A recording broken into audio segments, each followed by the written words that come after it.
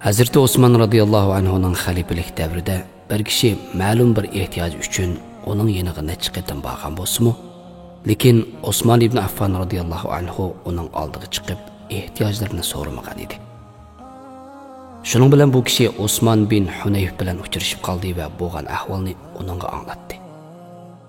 O kishining ahvolini anglagan Osman bin Hunayf radıyallahu anhu uningga mundaq yo'l yo'riq ko'rsatdi. Qo'lingga cho'ginni elib tahorat olgin va masjidga berib 2 rakat namoz o'qigin.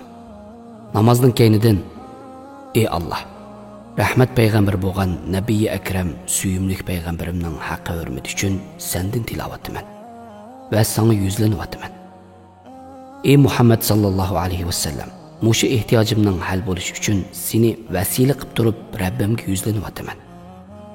Allohim uni men uchun shafoatchi qilgin" deb duo qilgan.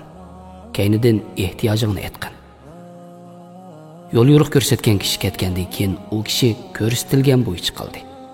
Ondan Osman ibn Affan radıyallahu anhu'ning eshigining tubiga bordi. Darvozaban u kishining qo'lini tutib, Hazreti Osman ibn Affanning yeniga akirib ko'rpada o'ltirg'izdi. Hazreti Osman radıyallahu anhu qanday ehtiyojing bor deb so'radi. U kishi mo ehtiyojini aytdi.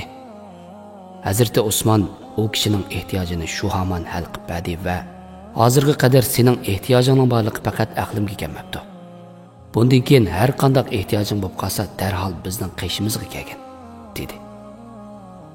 Ehtiyojlar qamdalgan kishi xalifaning yenidan ayrilib, udul o'ziga yo'l yo'riq ko'rsatgan Osman ibn Hunayfning yeniga berib, "Alloh ajringizni ziyoda qilsin. Sen men uchun xalifa bilan paranglashmaganga qadar u mening hech qanday ehtiyojimni ko'rmagan edi. Hamda menga bek iltifotma qilib ketmagan edi" dedi. Kishining bu so'ziga hayron qolgan Osman ibn Hunayf: "Alloh bilan qasamki, men xalifa bilan paranglashmadim. Lekin men ilgari mundaq bir hodisaga shohid bo'lgan edim.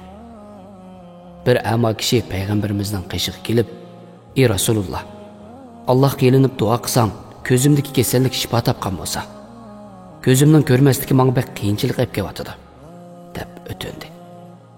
Suyumlik payg'ambarimiz: "Xohlasang sabr qilgin, balkim bu sen uchun texim yaxshi bo'lishi mumkin" dedi. Ammo kishi: "Ey Rasululloh, meni qo'limdan tutib ep mangudek hech qanday odamim yo'q. Mening bu holatim menga haqiqatan jafo bo'lyapti. O'tinib qolay, menga ko'zimning ochilishi uchun duo qilgan bo'lsalar" deganda suyumlik payg'ambarimiz qo'lingga cho'ginni ilib tahorat ol va masjidga berib 2 rakat namoz o'qigin. Namozdan keynidan: "Allohumma inni as'aluka va atawajjahu ilayka bi nabiyyika Muhammadin nabiyyir rahma.